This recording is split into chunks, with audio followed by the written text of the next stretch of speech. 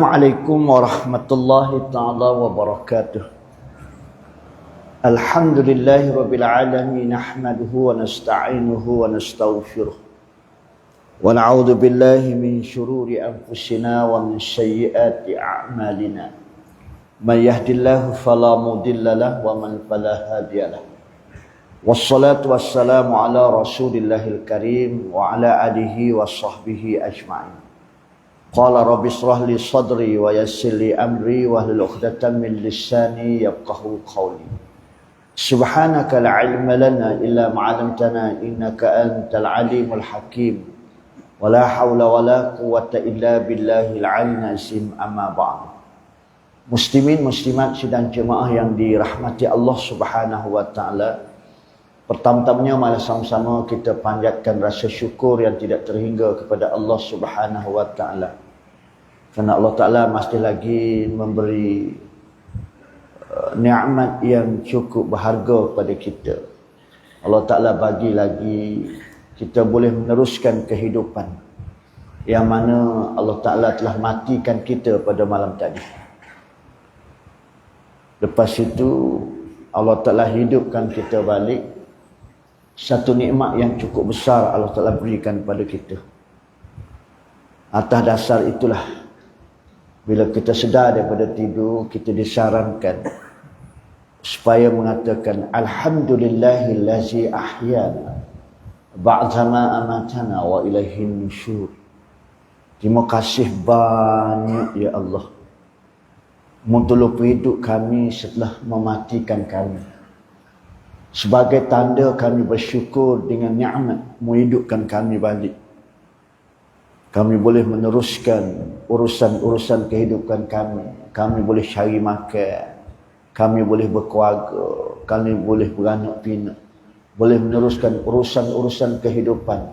Sebagai tanda kami bersyukur padamu. Kami mari di rumahmu. Mari ke masjid. Dan kami nyatakan kesyukuran kami kepadamu ya Allah.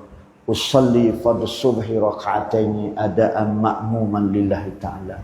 Sebagai tanda kita bersyukur Allah Ta'ala bagi nikmat yang cukup besar pada kita pada pagi.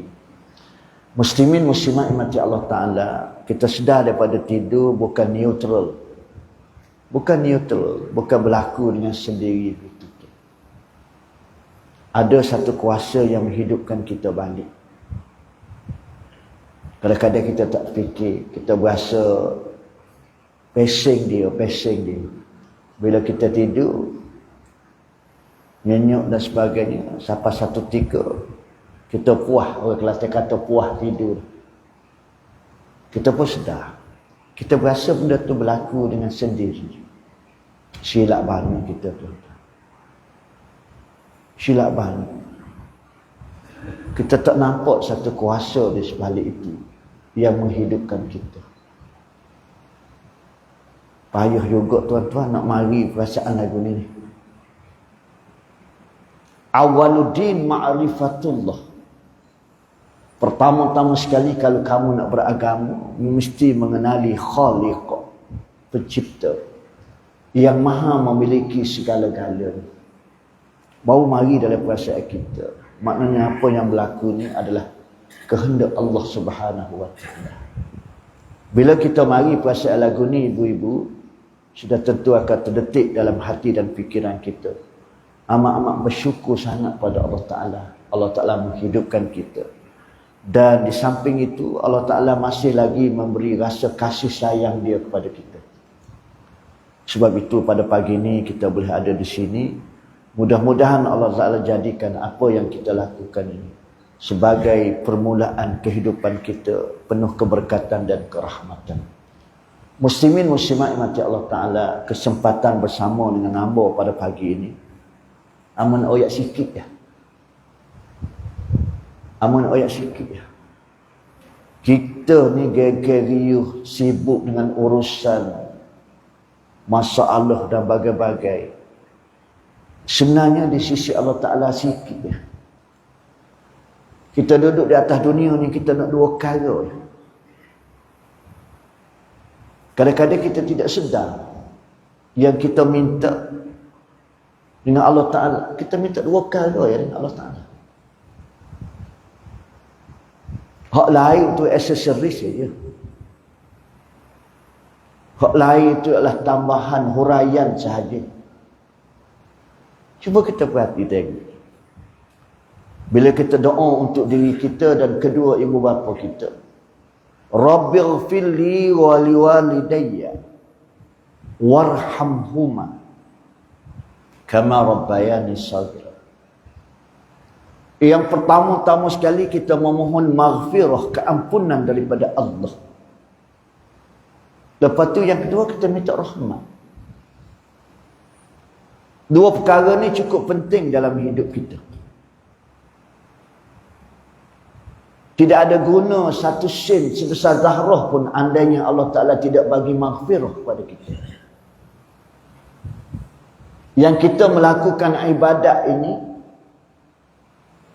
kita semaya, kita puasa, kita sedekah, kita berzikir, berselawat dan bagai-bagai lagi, adalah untuk mencari keredaan Allah.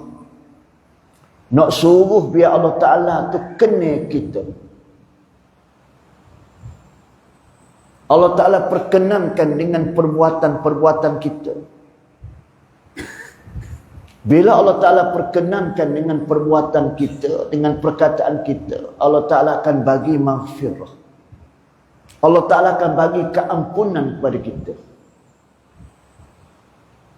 Bila Allah Ta'ala bagi maghfirah, Allah Ta'ala akan susuli dengan rahmat.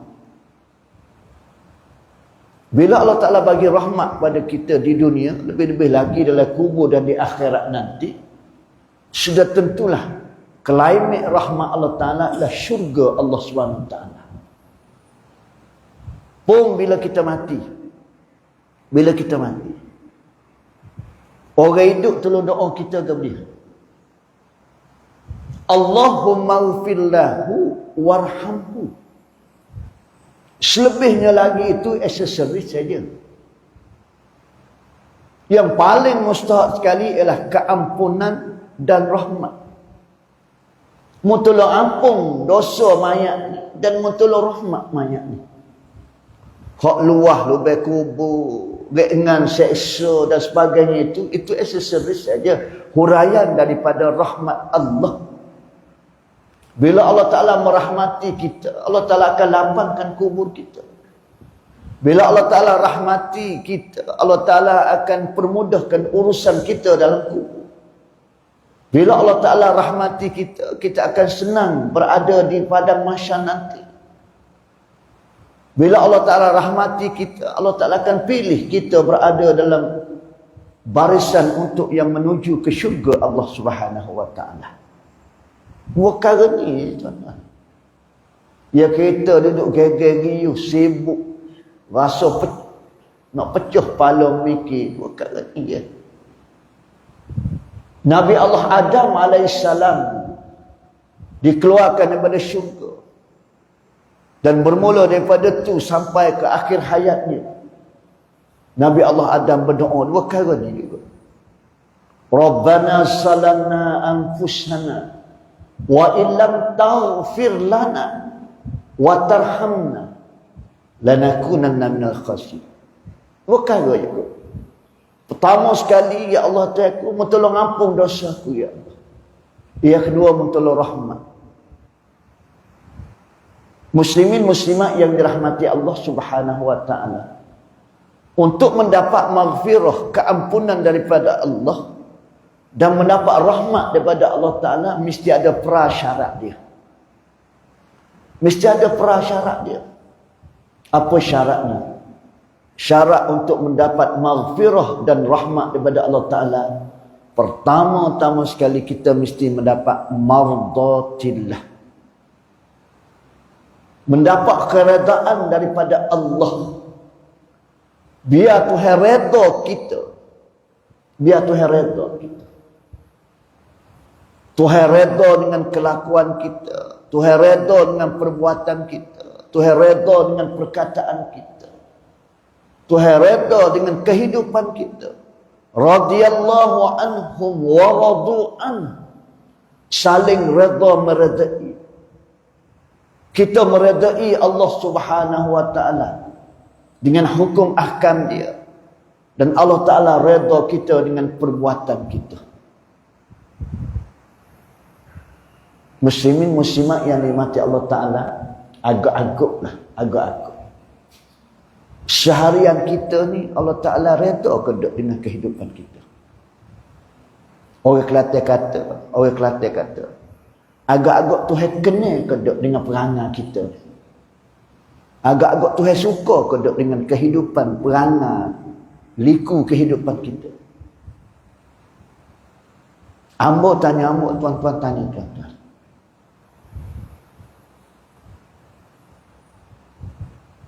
Sebelum tidur lagi, mau memikir gabil. Apa yang ada dalam kepalamu? Kalau ada dunia dalam fikiranmu, sudah tentu mu akan memikirkan tentang urusan-urusan keduniaanmu. Cari makan, berkeluarga, apa-apa saja. Urusan-urusan kehidupan. Tapi kalau memikirkan tentang aku, sudah tentu akan berfikiran, pagi esok aku nak pergi semaya subuh di masjid mana? Pagi esok aku nak pergi semaya subuh di masjid mana? Aku mesti selesaikan dulu urusan Allah. Aku nak suruh biar Allah Ta'ala perkenankan diri aku. Nak suruh Allah Ta'ala redha pada aku. Sudah tentu aku akan melakukan kerjaan-kerjaan yang menjurus ke arah Allah Ta'ala suka. Kita dengan anak-anak kita. Anak-anak kita akan berfikiran bagaimana nak suruh biar ibu bapa dia tu suka kepada dia. Dia akan memikirkan kerja dia, kelakuan dia, perangai dia, percakapan dia menjurus ke arah nak suruh biar ibu bapa suka. Dan ibu bapa suka itulah orang panggil redha. Anak-anak tidak akan melakukan pekerjaan yang menjurus ke arah ibu bapa marah. Ibu bapa tidak suka. Ibu bapa tidak berkenan dengan kerja-kerja, perangai, kelakuan. Sudah tentu dia akan berfikiran, apa sahaja dia memikirkan bagaimana nak suruh menambah hati seorang ibu dan bapa. Lebih-lebih lagi kita dengan Allah Subhanahu wa Ta'ala. Bagaimana kita nak memikirkan supaya kita ni biar Tuhan kenal dan Tuhan suka kita. Sudah tentu kita akan melakukan pekerjaan-pekerjaan yang dipanggil sebagai ibadah. Tuhan kenal semaya Jumaat. Tuhan kenal kita bersedekah. Tuhan kenal kita baca Quran. Tuhan kenal kita berzikir. Tuhan kenal kita mengingati dia sepanjang hayat hidup kita. Muslimin muslimat yang mati Allah Subhanahu wa Ta'ala. Selalu hamba sebut dalam kuliah-kuliah hamba. Kita nak tahu Allah Ta'ala ni ada dalam hati kita. Kita nak tahu Allah Ta'ala ni ada dalam hati kita.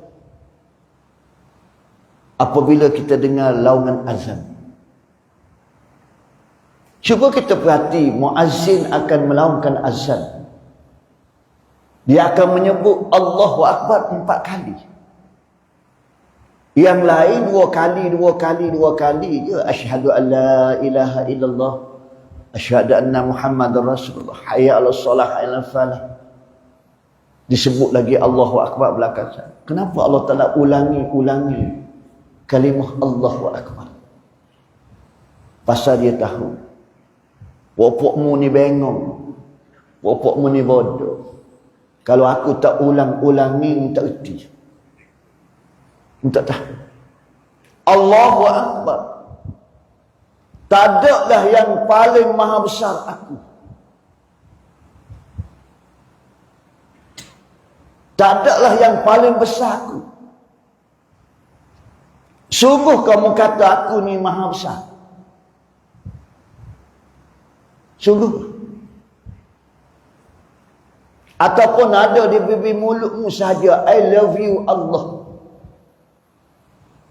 Mana bukti yang menyatakan bahawasanya mu cinta, kasih, rindu dan sayang kepada aku? Mana bukti? Kalau mu sayang, kasih, rindu dan cinta kepada manusia, sudah tentu akan berlaku proses pengorbanan. Mu akan berkorban apa saja. Hujan, panah, ribut, sial, malas, susah tahu mana. Mu akan cari harta, cari duit untuk membahagiakan anak dan isteri. Daripada muda sampai ketua. Kerana dalam hatimu ada rasa kasih sayang cinta kepada anak isteri. Aku. Ada mukurban siapa gitu sekali.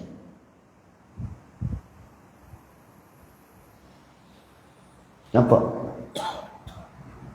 Baru kita tahu kita di level mana. Mu sanggup berkorban untuk aku. Allahu Akbar. Rumah aku lebih besar pada rumahmu. Rumah aku lebih besar pada rumahmu. Tapi nampak gayanya rumahmu lebih besar pada rumahku. Sedangkan rumahmu tu akan ditinggal untuk menjadi pusaka kepada orang hidup. Yang mu nak bawa ialah rumah aku. Yang mu nak bawa dalam kubur sampai padang mahsyar, rumah aku mu nak bawa. Tapi cuba mu perhati tengok. Seharian waktumu banyak di rumah daripada rumah aku.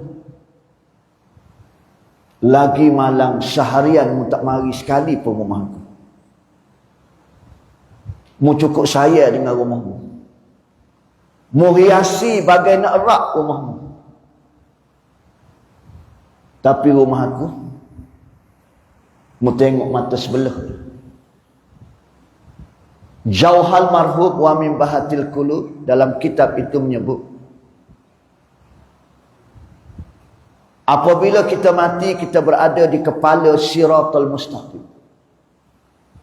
Semua berkumpul di kepala Siratal Mustaqim.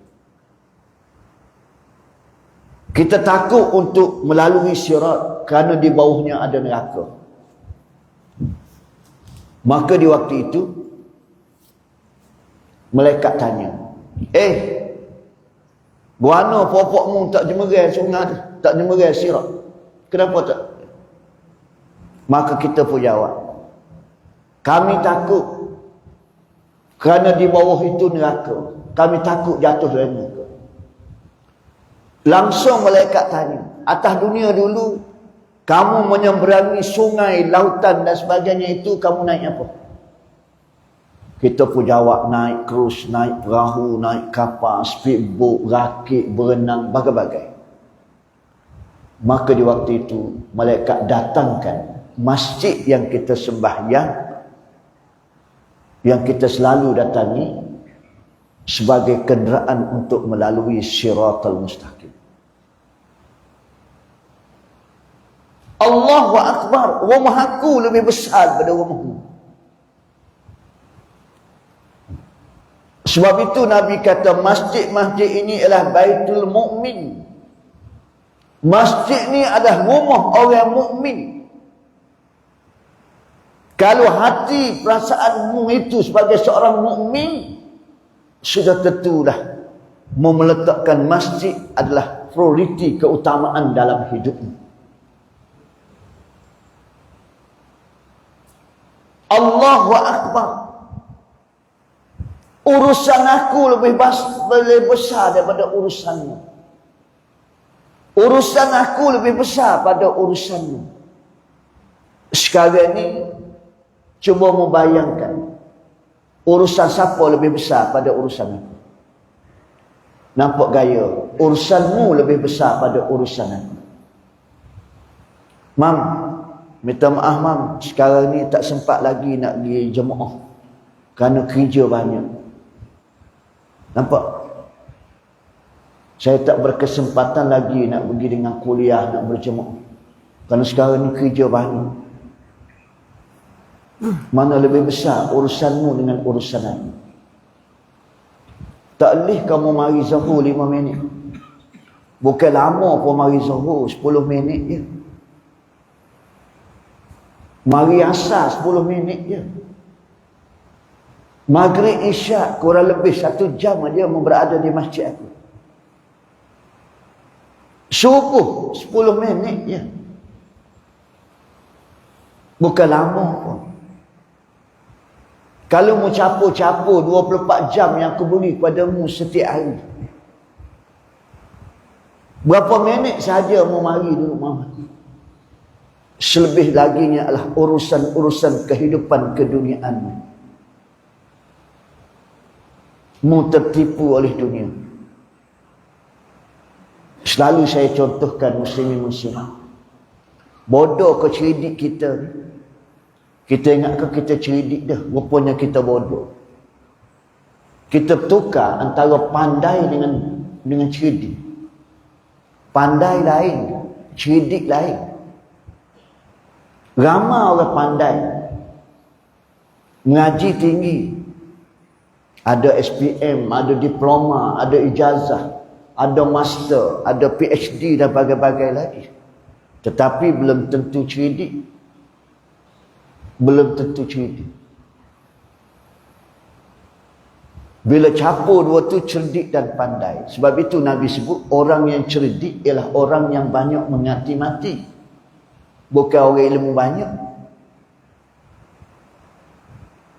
Nabi fatanah, Nabi ummi, Nabi tak pandai menulis, tak pandai baca, tapi Nabi cerdik.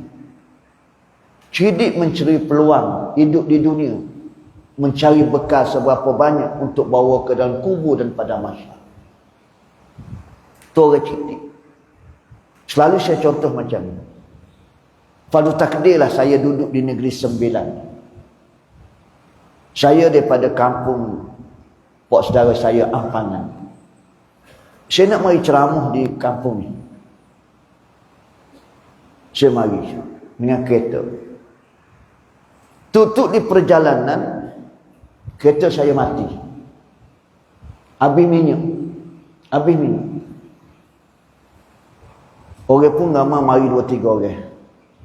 Dia kata, Pak Cik, kenapa Pak Cik? Kata habis minyak kereta ni. Habis minyak.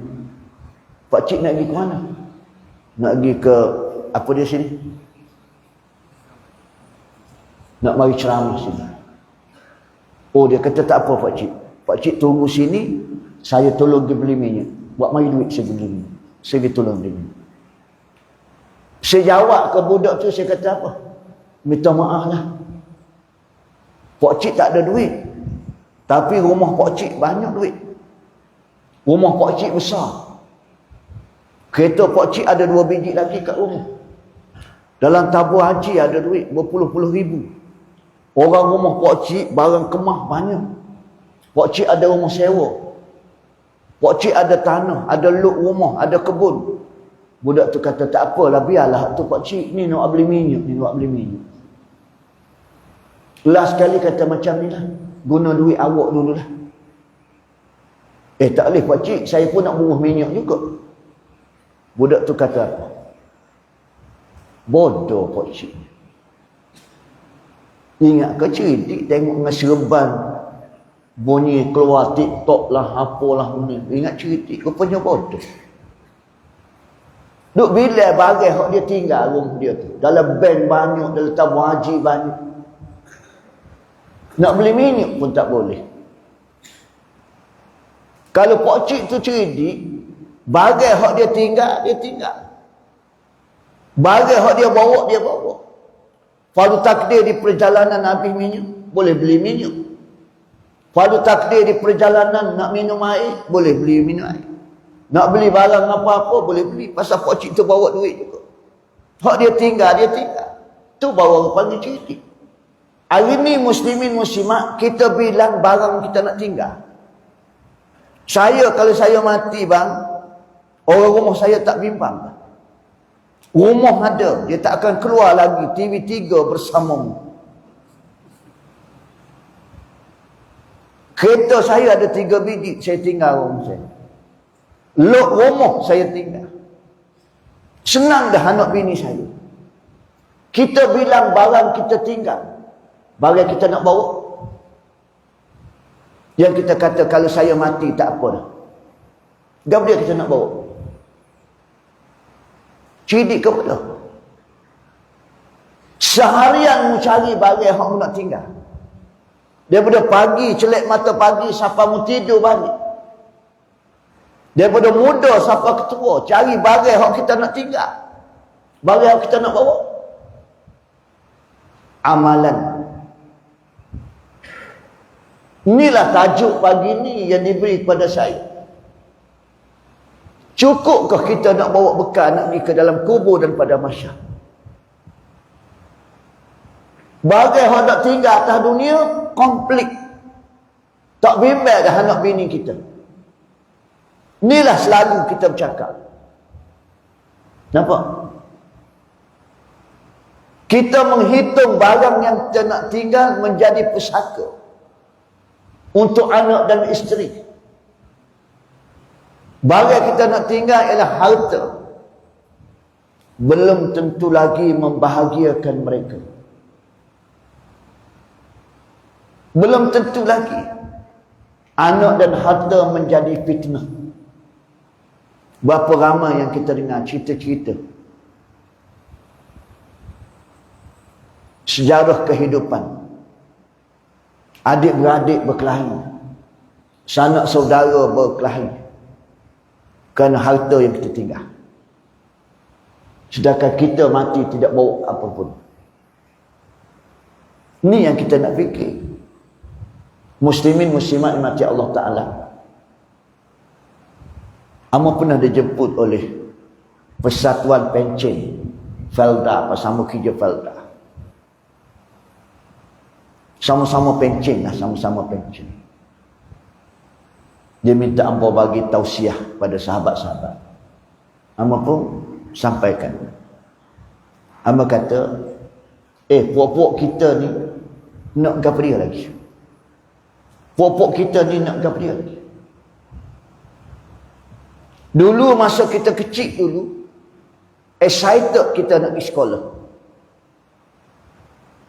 Bergelora dalam hati nak pergi sekolah pasal kita tengok kakak kita, abang kita pergi sekolah.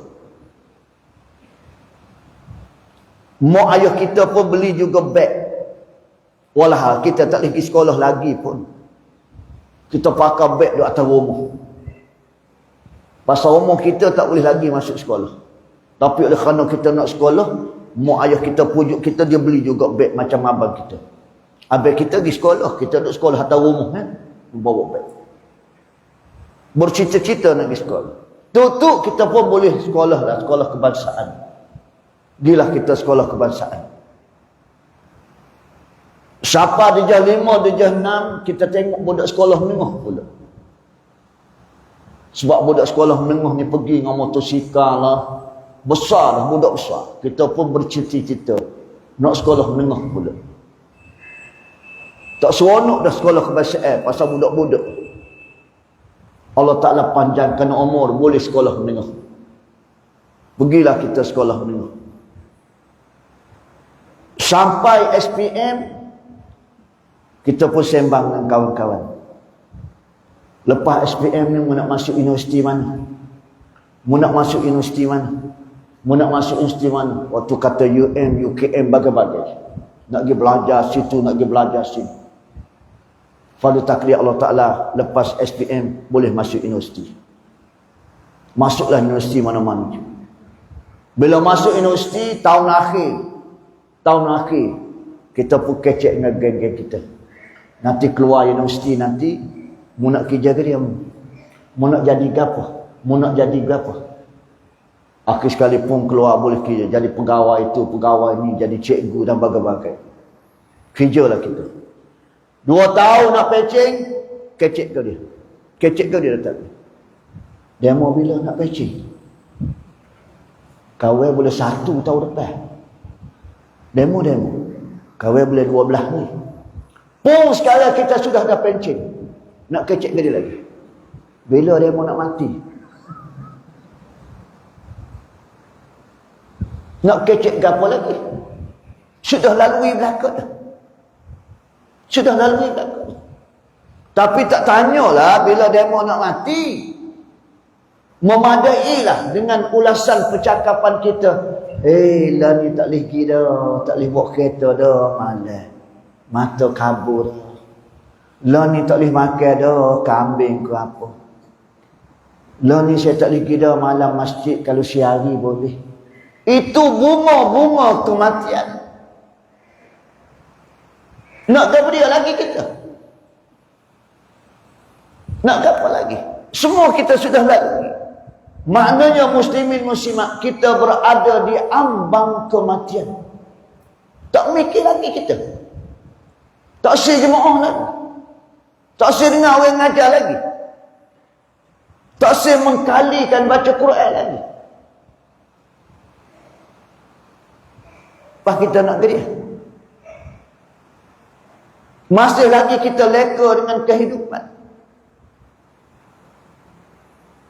Sedangkan apabila kita berada dalam kubur nanti, tuan-tuan tahu tak? Dalam kitab Alam Barzah disebut, satu hari ibu-ibu, Rasulullah balik ke rumah. Rasulullah memberi salam. Dan Siti Aisyah menyahut salam Rasulullah. Dan Siti Aisyah berdiri dan buka pintu. Langsung Rasulullah kata, tak usah menyusuhlah demo, duduk. Tak usah berdirilah, tak usah berdiri. Duduk. Siti Aisyah kata, tak apa. Ini sebagai satu adab, aku menghormatimu ya Rasulullah. Adab Siti Aisyah Rasulullah ajar pada kita. Bila suami balik, kena berdiri. Ibu-ibu lagu mana bila suami balik? Telta perbatai getah terbalik. Depan Astro. Suami doa Assalamualaikum. Bukalah pintu tu, tak kunci pun. Allah. Tapi mari dengar orang mengajar, dengar kuliah. Pagi semalam dengan Ustazah Asma, Ustazah siapa ni? Husni. Angguk. Kelik di rumah dengan suami. Kita bagi sikit orang perempuan. Ibu-ibu, dalam kitab Muhimmah, dia bagi 4 syarat aja orang perempuan nak masuk syurga. Berbeza dengan suami yang ada hadapan. Bersyarat-syarat. Banyak syarat kami. Tapi Allah Ta'ala bagi orang perempuan 4 syarat je. Kalau cukup 4 syarat ni, baik mati selalu pagi ni. Confirm syurga. Nak apa lagi? Tidak kita hidup, kita nak syurga. Baik mati je. Pasal dah cukup 4 syarat. Kenapa Allah Ta'ala bagi 4 syarat aja ibu-ibu? Kerana Allah Ta'ala tahu orang perempuan lemah. Ar-rijalu qawwamuna 'alan nisa'. Orang perempuan itu lemah. Dia tak boleh bagi syarat banyak-banyak. Bagi syarat 4 ni pun huru-hara. Syarat yang pertama orang perempuan nak masuk syurga, sembahyang 5 waktu. Syarat yang kedua, puasa Ramadan. Syarat yang ketiga, jaga maruah, tutup aurat. Syarat yang keempat, taat ke suami. Ni hak payah sikit. Cukup syarat ni, insya-Allah. Semaya 5 waktu. Ibu-ibu jaga dah semaya. Tapi ibu-ibu semaya di awal waktu tu. Ibu-ibu semaya di awal waktu. Amalan yang Allah Ta'ala paling suka sekali ialah sembahyang di awal waktu. Kadang-kadang ibu semaya sedang duduk bagi salam zuhur, masuk asar. Assalamualaikum, assalamualaikum, orang biasa. Oh, sedang elok dia kata. Bengong. Bagi salam asar, sedang molek masuk maghrib. Bagi salam maghrib, sedang elok masuk isyak. Kita balik dengan kuliah di masjid tu. Balik kuliah, semaya isyak dah kita. Kelik rumah, dia tak semaya lagi isyak. Duk tengok cerita Korea. Agak-agak semaya ibu-ibu setahun mana. Puasa Ramadan. Puasa Ramadan. Memang pahala banyak orang perempuan daripada orang lelaki pahala puasa. Kerana orang perempuan tiap-tiap hari menyediakan jaudah untuk orang berbuka puasa. Dalam rumah dia tu ada 5 orang, 6 orang, 7 orang. Dialah yang menyediakan jaudah. Berbagai-bagai menu. Kita tak tolong-tolong pun, tak ada, tidur je kita. Pasal puasa kan. Tidur bawah-bawah kursi tu. Gitu. Dialah cawak hotel. Menyediakan jaudah. Tapi pahala puasa dia habis dalam kuali, dalam periuk. Sambil-sambil kau kita tak boleh tolong sikit rambut lah. Jauh lain pun puasa juga. Siapa dekat nak buka puasa pun merepek lagi. Habis puasa situ. Tutup aurat, jaga maruah. Dalam masjid tengok. Warak nampak dalam masjid. Kau tengok petai kat dia lepas asal. Duduk nyapu sapuh depan rumah. Ada pakai gini.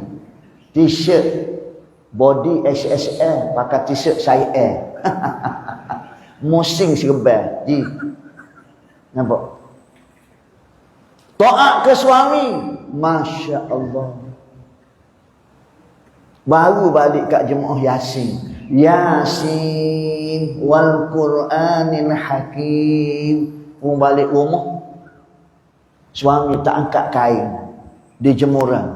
Allah Rabbi ya Karim. Tak boleh nak arak langsung orang tua ni.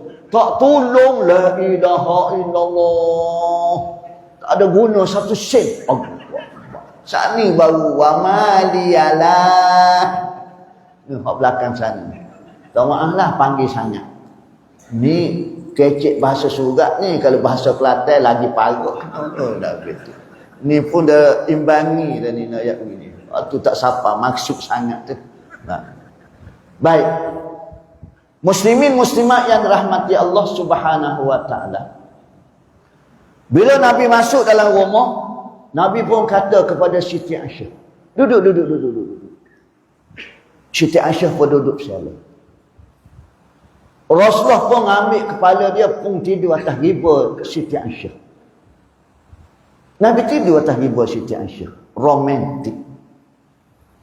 Kita kalau terang buat gitu. Pung dia buat lagi, pung mata latar berkok. Ni ceritanya ni, jangan klik buat lagi. Namun tak bawa bini pagi ni, balik ni, saja-saja ni, cincin, nak buat sunnah. Bini kata, buang terbiak. Tak, aku nak buat macam Ustaz Kelantan tu, ya. Nak gitu. Bila Rasulullah SAW tidur, nyinyuk. Siti Aisyah tak bergerak ibu-ibu. Dia takut Rasulullah sedar. Dalam Rasulullah tidur, Siti Aisyah sempat bilang, janggut Nabi ada 19 yang putih. Ada 19 rogak yang putih. Ji berapa ji? Banyak ji. Bila Siti Aisyah bila ada 19 orang, langsung Siti Aisyah pun menitis air mata. Menangis Siti Aisyah. Air mata Siti Aisyah jatuh atas pipi Rasul. Rasulullah rasa sejuk, Rasulullah pun sedar. Bila Rasulullah sedar, Rasulullah tanya Siti Aisyah, "Ya Aisyah, kenapa kamu menangis?" Siti Aisyah berkata, "Ya Rasulullah, ketika ya Rasulullah tidur tadi, Ambo sempat membilang janggut putih yang ada 19 orang. Ini petanda, dia kata, umat akan kehilangan Nabi. Aku akan kehilangan Rasulullah. Mu akan mati Rasul. Penanda akan wafat. Inilah yang aku menangis. Aku akan kehilanganmu ya Rasulullah. Bini kita ada gitu. Bila pegang janggut kita, nangis ada. Tua dah demo, bila nak mati. Allah. Mana ji? Tak ada nangis-nangis pun, suka je. Langsung Rasulullah kata, ya Siti Aisyah, yang mempiling siapa gini mau menghayati kematian, siapa menangis ni, mau tahu ke? Apa yang paling pilu kepada mayat? Apa yang paling pilu sekali kepada mayat? Siti Aisyah kata, aku tak tahu ya Rasulullah. Allah dan Rasul sahaja yang mengetahui. Langsung Rasulullah kata, mesti mau boleh hayati, sebab tu mau menangis tentang kematian. Kalau orang tak mari tentang penghayatan mati, sudah tentu dia tak akan menangis. Ni mau siapa menangis, gini mau ni mesti mau boleh hayati. Langsung Siti Aisyah kata, dia kata saat paling memilukan pada mayat apabila sudah dimandikan, dikapankan, diletakkan di atas keranda dan diusung untuk keluar di pintu rumahnya, di waktu itulah saat pilu sekali kepada mayat, kerana dia tak akan kembali lagi. Dia akan meninggalkan segala-galanya. Rasulullah kata, ya, itu pilu. Tetapi ada lagi yang sepilu-pilu. Hak tadi tu pilu dah. Tapi ada lagi yang paling pilu. Langsung Siti Aisyah kata, kalau hak ni pun pilu, tidak very lagi, tidak very pilu, iaitu saat mayat diturunkan dalam liang lahat. Apabila dikambus, anak seorang beranak semua balik belakang, tinggal dia keseorangan dan ditatangi dengan para malaikat untuk menangis. Inilah saat paling memilukan. Rasulullah kata, jala, betul, itu saat memilukan. Tapi ada lagi yang very pilu. Ada lagi saat yang sepaling paling pilu. Hatta Siti Aisyah kata, tak tahulah aku ya Rasulullah. Allah dan Rasul sahaja yang tahu. Kalau hak tadi pun tak pilu sangat lagi, hak ni pun tak pilu sangat lagi, tak tahu. Langsung Rasulullah kata, wahai Aisyah, tahukah kamu saat paling memilukan kepada mayat? Apabila si pemandi mari. Bila orang yang nak memandikan mayat itu datang, itulah saat paling pilu pada mayat. Apabila si pemandi mari. Kenapa?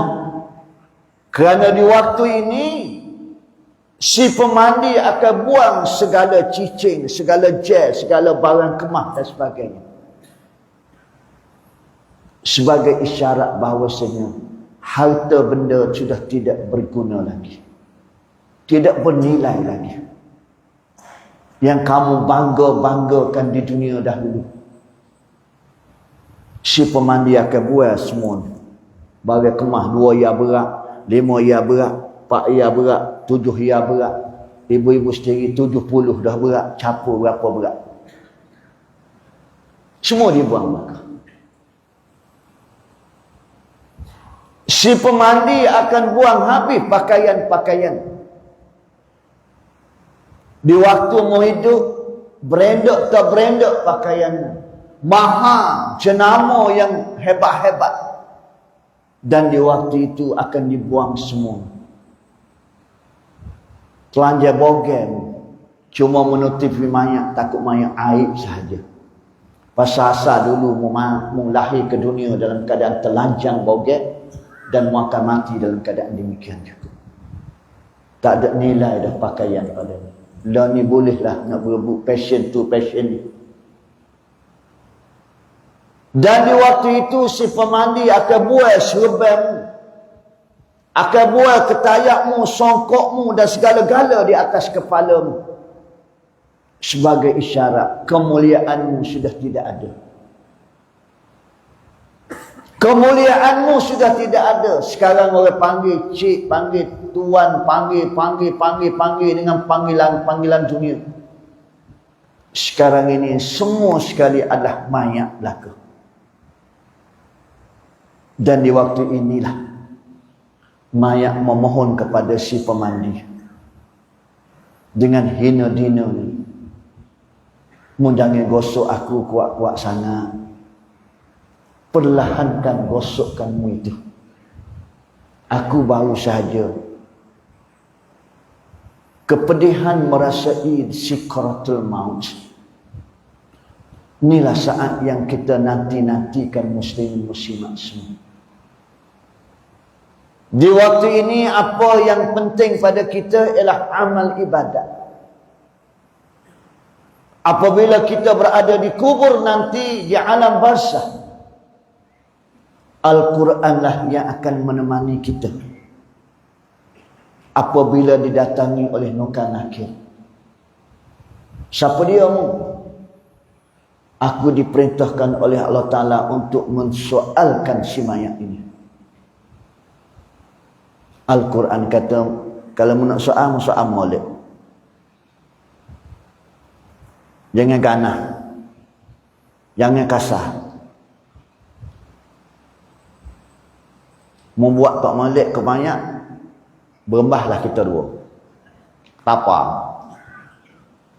Pasal atas dunia dulu dia jaga aku. Sekarang siapa masanya aku jaga dia pula. Agak-agak Quran jaga kita ke tak, tuan-tuan? Agak-agak Quran jaga kita ke tak? Sehidup kita tidak pernah khatam. Seharian kita tak baca Quran. Nabi sebut dalam satu hadis Nabi SAW, hujan panas ribut, susah sibuk setara mana pun, walaupun macam mana pun kena baca Quran 10 ayat satu hari satu malam. Orang yang tak baca Quran 10 ayat satu hari satu malam, orang itu akan dikuasai oleh syaitan. Ulama mentafsirkan dikuasai oleh syaitan adalah 3 perkara. Yang pertama, fikiranmu dikuasai oleh syaitan. Perkataanmu dikuasai oleh syaitan. Dan perbuatanmu dikuasai oleh syaitan. Apa maksudnya? Fikiranmu dikuasai oleh syaitan. Mu memikirkan tentang keduniaan, kebendaan, kehidupan sahaja. Mu tidak memikirkan tentang bekal kematianmu. Pasal syaitan menjurus ke arah memikirkan kakak. Mu fikir hati.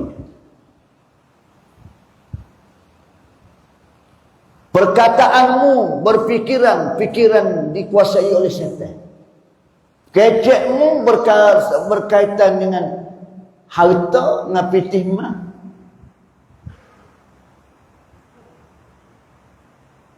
Jumpa siasatmu, duk bandingkan antara harta satu sama lain.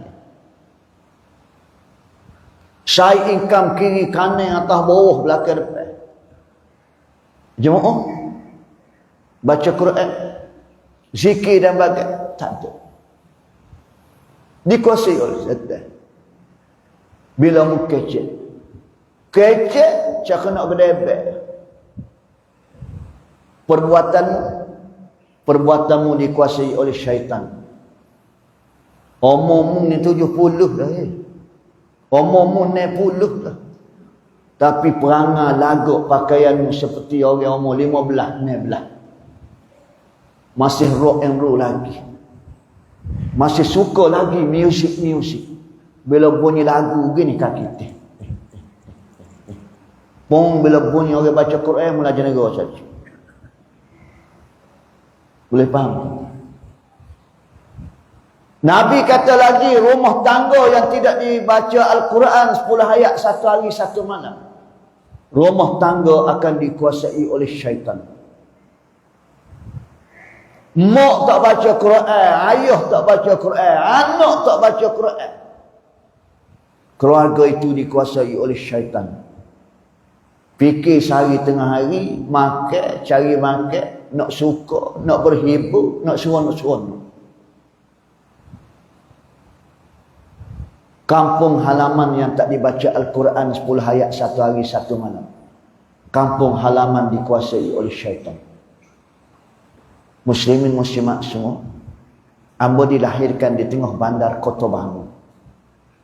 Walaupun ayah hamba orang Rembau, orang Cengkau, tapi hamba dilahirkan di Kota Baru. Tempat yang selalu hamba berjemaah, arwah mak ayah hamba bawa ialah Masjid Muhammadi Kota Baru. Daripada hamba kenal dunia sampai ke hari ini, setiap waktu Masjid Muhammadi akan berkumandang kalam Allah. Masa hamba kecil-kecil dulu, dia pasang piritah Syekh Mahmud Al-Khusair. Seluruh pelosok bandar Kota Baru didengari dengan kalam Allah. 10 minit sebelum nak azan, muazzin Bilal Masjid Kota Baru, Haji Muhtar, Johan Qori antarabangsa, sebagai Bilal situ, dia akan memperdengarkan bacaan secara live setiap waktu. Bila Haji Muhtar mati, diganti dengan Bilal Ustaz Haji Nordin, guru Quran saya, yang sekarang masih hidup lagi. Silih berganti. Seluruh pelosok bandar Kota Baru akan dengar kalam Allah. Dan orang-orang di kedai-kedai, di pasar-pasar, di mana-mana saja, memberi peringatan bahawasanya dekat nak masuk waktu dah. Bersiap sedialah. Sempat lagi balik nak mandi, sempat lagi nak menguruskan apa-apa. Kerana selalunya kalau bunyi orang baca Quran di masjid itu petanda 15 minit akan masuk waktu. Tutup bunyi bel, Allahu Akbar, Allahu Akbar, baru sedar tidur, baru sedar masuk waktu. Tak sempat, tak sempat, tak sempat, tak sempat. Kampung halaman yang tak dibaca Al-Quran 10 ayat 1 hari 1 malam, kampung halaman itu akan dikuasai oleh syaitan. Manusia akan lara dengan keduniaan. Tidak ada sedikit pun peringatan bahawasanya sekarang sudah masuk waktu untuk solat. Muslimin muslimat yang mati Allah Ta'ala, bagaimana dengan kita persiapan untuk berada di alam barzakh? Kita mengkreatkan satu teman yang bernama Al-Quran. Orang tanya Sayyidina Usman, bahasa mudahnya, dia kata, aku lihat kamu ni Usman, seharian kamu boleh khatam Al-Quran sampai berkali-kali. Kenapa? Dia kata, aku membentuk teman untuk menjadi temanku di akhirat, di dalam kubur nanti. Kita berada di alam rahim, kita ada teman. Teman kita ialah ibu dan bapa kita. Kita berada di alam dunia, ramai teman. Grup WhatsApp tu, grup WhatsApp ni, bergerup-gerup kita, ramai teman. Kita berada dalam kubur, siapa teman kita? Kita berada di padang mahsyar, kita ramai teman. Umat Nabi Muhammad, umat Nabi Adam, umat Nabi Ibrahim, umat Nabi tu, umat Nabi ni. Tetapi kita berada di alam kubur, siapa teman kita? Sebab itu aku mengkalikan bacaan Al-Quran supaya aku dapat teman dalam kubur nanti. Hamba tanya hamba, muslimin muslimat tanya diri masing-masing. Satu hari seorang lalu ke kubur. Dia lihat kubur tu keluar nur, keluar nurullah. Dia menyangkakan kubur tu kubur orang alim, kubur tok guru, kubur ustaz, kubur tok imam. Dia menyangkakan gitu. Dia pun dia ambil kayu, dia pacuk. Penanda. Esok bila cerah tanah macam ni, dia pergi tanya orang dekat-dekat kubur tu. Dia kata, pakcik, saya tengok kubur tu keluar cahaya. Kubur orang alim ke? Kubur tok guru ke? Orang kampung tu kata, yang mana? Tu yang saya pacuk kayu tu. Musilat tu. Bertukar tu. Berapa pakcik? Patut mu kena pacuk sebelah tu. Pasal sebelah tu kubur ustaz. Dia ceramah serata-rata. Siapa ke Seremban. Dia seorang main di Sembilan. Pagi ni nak di Sembilan dia ceramah. Tapi kubur tu gelap. Dia kata pakcik. Tak mu bertukar tu. Tak logik kalau kubur dia tu cerah keluar nur. Lu kelah itu semua orang kena belaka. Semaya pun tak tahu ke mana. Tak ke keluar nur. Betul pakcik. Jolo. You know jolo? Boleh faham jolo? Tak apalah. Asal faham. Angguk-angguk. Kami tahulah dia ni. Lu kelah ya kapun ni. Semaya pun tak tahu ke mana. Tak ke keluar nur. Tapi budak ni kata betul pakcik. Dia kata mu ni degil lah. Aku kenal orang kampung aku. Tak kira kubur ustaz tu gelap. Macam ni lah dia kata. Mungkin tanya bini dia lah. Takut dia rumah ke dia duduk zikir dengan buah sebeh sama besar dengan buah lagoh. Keluar nampak bodoh gitu. Tiga empat orang pergilah jumpa. Assalamualaikum. Assalamualaikum. Bini dia pun keluar. Bini arwah tu pun keluar. Terkejut bini arwah tu pasal dia tengok 2-3 orang kampung dia. Lepas tu seorang tu dia tak kenal. Dia ingat orang ni nak mari minta dia. Tu Imam kata tak, bukan nak mari minta mu. Siapa duk nak cesis pun belok dah. Bojoi pun pecuh. Jerit dengan suka pun serupa. Tak ada orang nak. Dia nak mari tanya mu. Dia kata dia lalu kat kubur semalam. Dia kata kubur tok laki mu tu keluar cahaya. Bini arwah ni kata, sukut. Cahaya api ni akal. Allahu Akbar. Bengong bini. Kak jangan cakap macam tu kak. Tak baik kak. Keluar cahaya nurullah. Tak lagi. Kak kenal lah tok laki kak ni. Kak berumah tangga 30 tahun, 40 tahun. Tak ke keluar nur. Adakah? Cuba kak ingat betul-betul. Langsung bini dia pun kata ke dia. Memang suami saya tidak alim, tidak ustaz, tidak tu imam, tidak tu guru. Orang kampung ni tak tengok pun dia. Tengok sebelah mata ya kan. Tapi akhir-akhir hayat dia adalah pergi jemaah juga maghrib isyak. Bila dia balik semaya isyak, siapa ke rumah, kak panggil dia makan malam, dia masuk bilik. Dalam 5 minit, 10 minit, baru dia keluar. Dia tak malam macam tu. Last kali kak tak panggil dah. Kak tahu dah, kalau dia balik, mesti dia masuk bilik, baru dia pergi makan. Tapi hati kak rasa tak sedap. Kenapa balik masjid, masuk bilik? Balik masjid, masuk bilik. Kok ada hak muda dalam almari ataupun bawah katil. Kak kupoita tengok. Rupa-rupanya dia ambil Al-Quran atas rak dia tu. Dia pun balik. Apa dia kata? Minta maaf Al-Quran, aku tak boleh baca. Menitik air mata dia. Esok dia balik lain pula. Bila dia tak ada kat rumah, kak pun curi masuk tengok Quran dia. Kak tengok setiap helai yang dia balik tu, gelembung-gelembung air mata yang menitik. Orang ni berkata, itulah kak. Di sisa air mata keinsapan, taubat dia, itulah yang Allah Ta'ala kira. Mari daripada hati kecil dia, menangis dia pasal tak boleh baca Quran. Orang tidak tahu nostalgia hidup dia. Waktu dia kecil lagi, ibu bapa dia sudah bercerai. Ayah dia bini lain, mak dia belaki lain. Dia hidup mengharapkan simpati orang. Siapa dia nak urus mengaji Quran dia? Siapa nak urus belajar dia?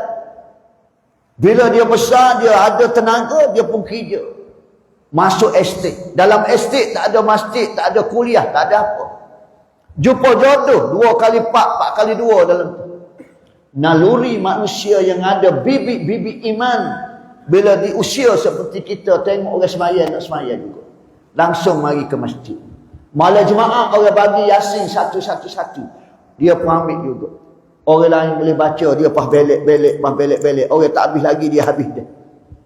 Orang tak tanya pun dia tak baca Quran. Tak pandai baca Quran. Menangis hati dia. Menangis hati dia. Sedih dia pasal tak boleh baca Quran. Sebab itu dia merayu pada Allah Ta'ala. Minta maaf, Al-Quran aku tak boleh baca. Jadi muslimin muslimat tak payah belajar Quran. Balik-balik nangis. Balik nangis. 2 minggu dengar cerita Ustaz Muhtar kena tangkap pejabat agama.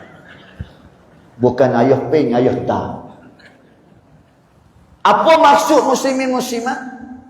Alangkah comel lotengnya pakcik yang menangis ini. Sesudah dia insaf, dia mula mengorak langkah mencari tok guru. Bapa kubur ustaz tu gelap. Sedangkan ustaz baca Quran sedap. Siap fasahah, tajwid, bertukar tu Imam Mekah dengan Madinah. Bapa gelap. Ustaz pandai baca Quran tetapi ustaz takabur, ustaz ujub, ustaz riak, ustaz sum'ah. Allah Ta'ala tolong amalan ustaz. Alangkah comelnya kalau pakcik ustaz tu perbetulkan nawaitu dia lillahi ta'ala. Nampak? Hebat Al-Quran tuan-tuan. Inilah bekal kita lagi. Seterusnya lagi yang dapat memberi sedekah. Siapa yang banyak sedekah akan luah kubur dia. Kerana dikatakan dalam kitab Azkar, kalau mu nak suruh lubang kubur mu luah, maka melalui sedekah.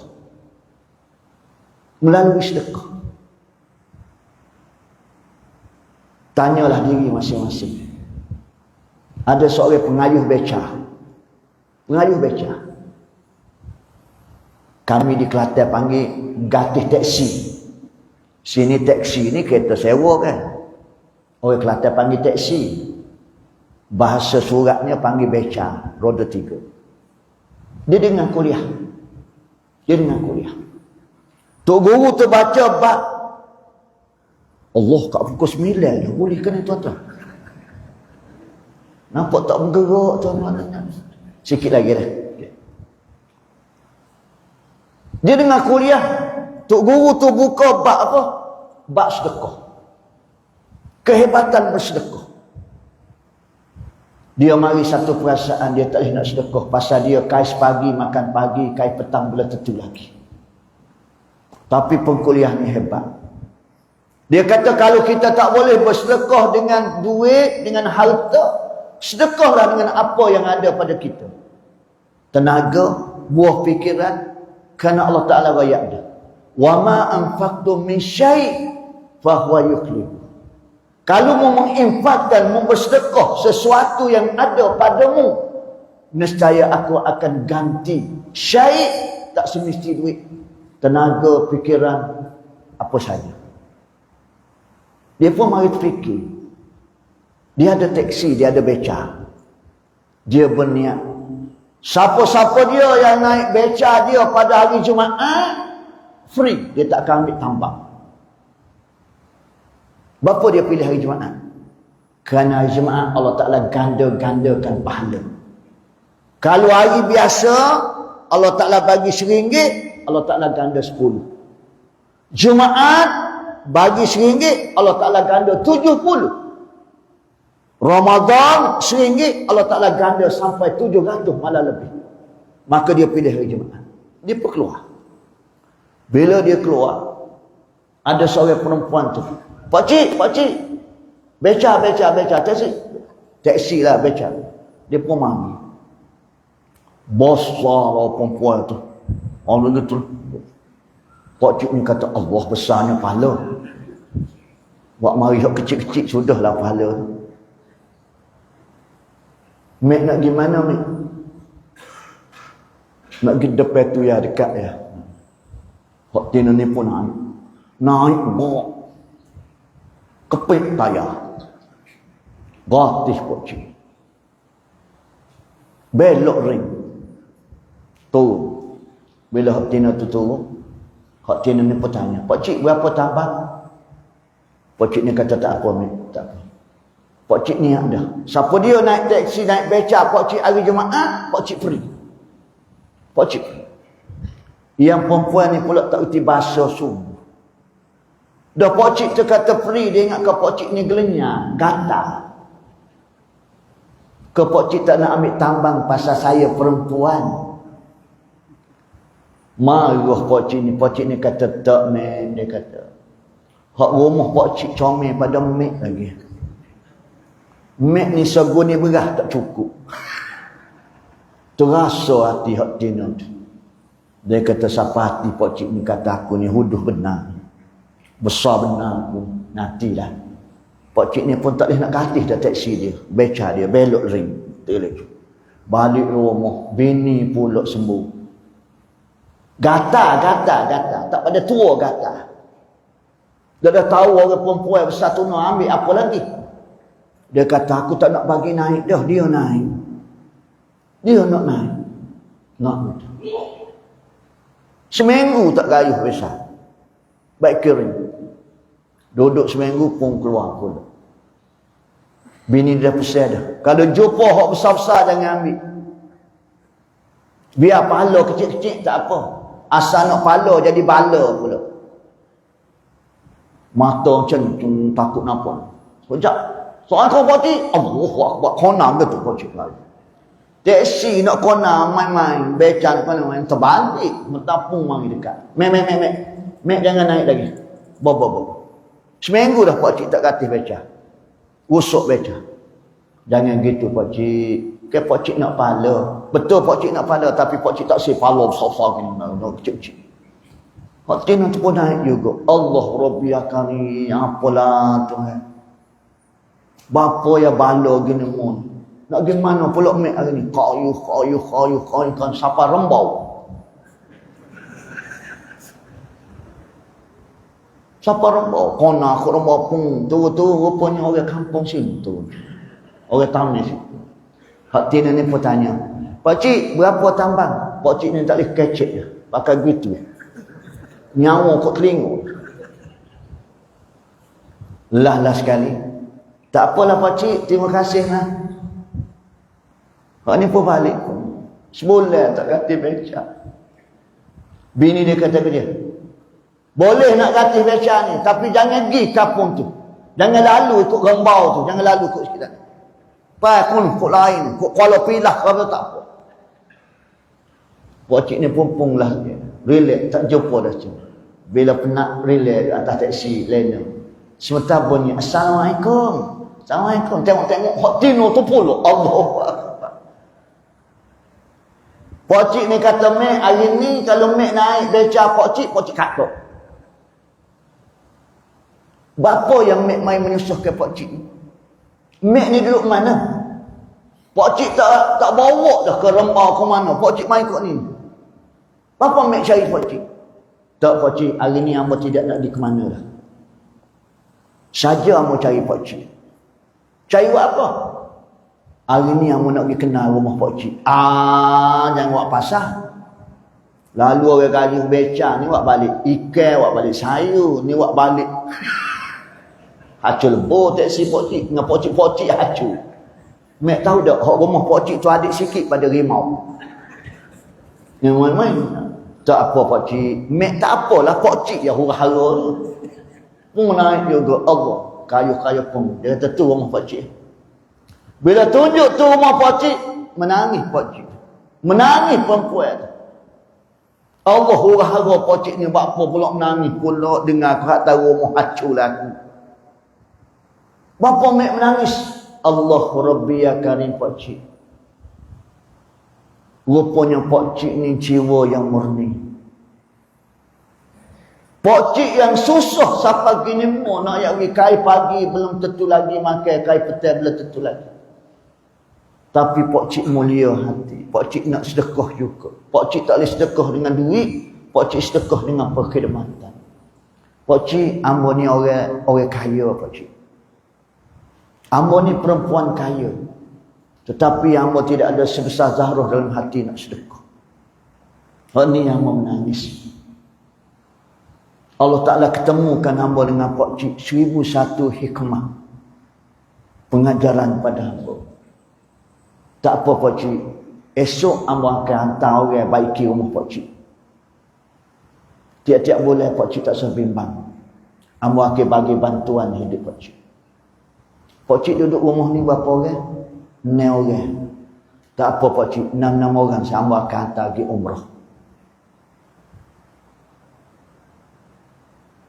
Hamba akan hantar pergi umrah.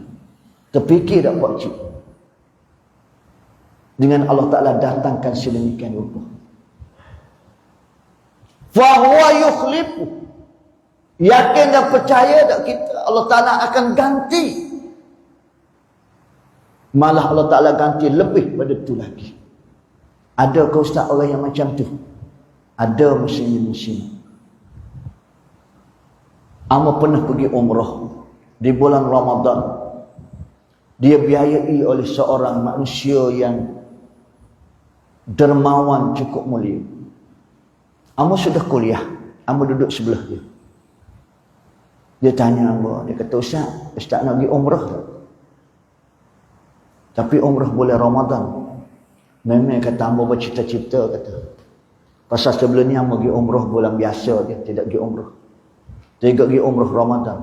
Dia kata kalau ustaz nak pergi, ustaz awak mari dokumen ustaz. Hamba sponsor ustaz pergi. Hamba sponsor ustaz pergi untuk Ramadan, umrah Ramadan. Cerita pendeknya, balik rumah, cerita ke rumah hamba, ke zaujah hamba. Ada orang yang nak sponsor saya pergi umrah bulan Ramadan. Hamba kata, demo nak pergi juga ke? Nak pergi. Tapi dia sponsor hamba sore je. Orang rumah hamba, tak apa kita bayar. Kita belanja sendiri. Hamba pun telefon ke dia. Supaya booking tiket sebiji lagi, nak bawa orang. Dekat 3 hari dia tak jawab. Apa hikmah ni? Bila saya tanya, kata tolong belilah. Kata berapa. Tak apa, saya bayar. Last kali hari yang keempat dia pun jawab. Dia kata, Ustaz, saya tidak pernah royak pun kat orang ni. Tapi dah Ustaz tanya, saya jawablah. Saya bayar. Umrah yang saya bawa Ustaz ni, dia kata, VVIP. Tak apa, kata tak apa. Saya bayar untuk isteri saya. Nasib baik dia tak sempat beli tiket untuk isteri saya. Anak saya yang di island, dia baru WhatsApp, dia break semester boleh balik. Pagi ni saya terbang nak pergi umrah, petang dia sapa. Langsunglah saya pun cancel untuk umrah saya. Bila saya nak pergi umrah dengan hamba Allah Ta'ala ni, rupa-rupanya sudah 10 tahun dah dia sponsor kurang lebih 10 orang setiap tahun untuk mengerjakan umrah di bulan Ramadan. 10 tahun tuan-tuan. Ada manusia yang macam ni. Allah Ta'ala ganti, Allah Ta'ala akan beri kita. Dan saya masih ingat ketika saya di airport, dia beri sampul surat, dalam tu ada 500 rial Arab Saudi untuk belanja. Dan ketika kami berada di Makkatul Mukarramah, hamba dengar dia kecek. Orang di Kelantan bagi tahu ke dia. Dia kata bah yang baru sapa 20 biji. Dia pengusaha bah di Kelantan. 20 biji bah baru sapa. Dan 20 biji rupanya bas untuk dia buat untuk bandar-bandar. Dia ada pam minyak, pamen. Ada trailer. Dia bina satu masjid di RNR. 100% pitih dia saja. Allah Ta'ala tambah-tambahkan. Yakin dan percayalah. Inilah yang meluaskan kubur kita melalui sedekah. Nak ceroh kubur kita melalui tahajud. 4-5 ni amalan ini muslimin muslimat. Jadikanlah amalan istiqamah konsisten kita insya-Allah Allah Ta'ala akan berikan sesuatu yang baik pada kita. Jadi amba rasa itulah perkongsian kita pada pagi ini. Amba minta maaf banyak kalau sekiranya mengambil masa lebih sikit, kerana nak jumpa pula tak tahu bila. Datang hamba balik ni, tuan-tuan hati, hamba tak lagi pasal nak berceramah kata-kata lagi. Belum tentu lagi tuan-tuan. Nampak? Terkejut nampak benda tu. Dah hamba mati kan. Nampak suka sikit nak gitu. Tak tahu siapa-siapa. Jadi sebagai akhirnya hamba nak ucap ribuan terima kasih yang tidak terhingga kepada pengurusan masjid ni. Dan hamba nak ucap syabas dan tahniah. Pasal banyak masjid-masjid yang hamba ramu. Walaupun hamba tidak duduk sini sekadar semalam dan pagi ni, tetapi sudah memberi gambaran pada hamba. Sebenarnya masjid ni adalah masjid yang terbaik. Dengan aktiviti-aktiviti. Teruskanlah. Walaupun kita tidak viralkan kehebatan masjid kita, itu tidak mustahil. Tetapi Allah Ta'ala sahaja yang dapat membalas usaha fikiran kita, komitmen kita, kerjasama kita, menyebabkan masjid menjadi makmur, menjadi tumpuan kepada muslimin-muslimat. Syabas dan tahniah. Akhirnya aku qouli hadza wa astaghfirullahal azim. Wassalamualaikum warahmatullahi taala wabarakatuh. A'udzu billahi minasyaitonir rajim. Bismillahirrahmanirrahim. Alhamdulillahirabbil alamin wassalatu wassalamu ala rasulillahil karim wa ala alihi washabbihi ajmain. Allahumma inna nas'aluka ilman nafi'an. Ya Allah, ya Tuhan kami, kalau nak bagi ilmu pada kami, ya Allah, berilah ilmu yang memberi manfaat pada kami di dunia akhirat. Wariskan thayyibah, kena bagi rezeki pada kami, ya Allah. Rezeki yang penuh keberkatan dalam hidup kami, mudah-mudahan kami bahagia dunia dan akhirat. Wa amalan mutaqabbala, ya Allah, ya Tuhan kami, terimalah segala amal ibadat kami yang tak seberapa ini, ya Allah, serta memberi keampunan kepada kami, ya Allah. Dengan Engkau sajalah kami memohon, merayu dan meminta segala-galanya. Allahumma rabbana atina fid dunya hasanah wa fil akhirati hasanah wa qina adzabannar. Walhamdulillahirabbil alamin. Takbir.